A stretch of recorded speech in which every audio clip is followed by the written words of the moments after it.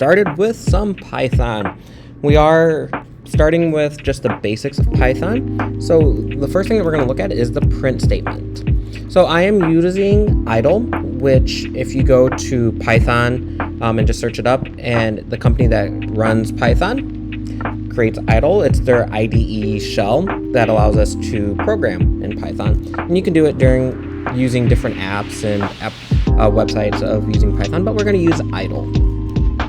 So to display anything to the user, we use the print statement. So I'm going to write print, and then I'm going to write hello everyone.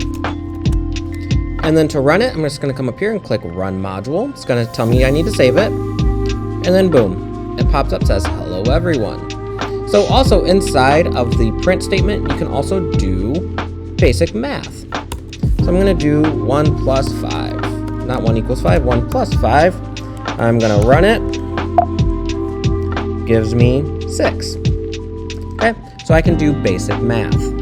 Now, something you need to know is when I use double quotes. You can also use single quotes, but those are called literals, string literals. So if you noticed, if I write 1 plus 5 again, and I run this, it's going to give me 6. But now if I put quotes around this, see how it turns green? And then I run it again,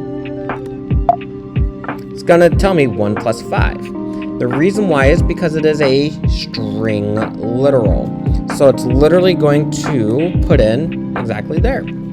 So what I was just about to write is a hashtag. And I'm going to put string literal. When we use the pound sign or the hashtag symbol, and you see how it's red, that is a comment. A comment does not get displayed to the user when the program runs. As you can see, it just says 1 plus 5. So a comment is to tell you what you're doing, to give notes, to literally comment on what you're doing so that somebody else looking at your code can understand. So that is the basics for the print statement.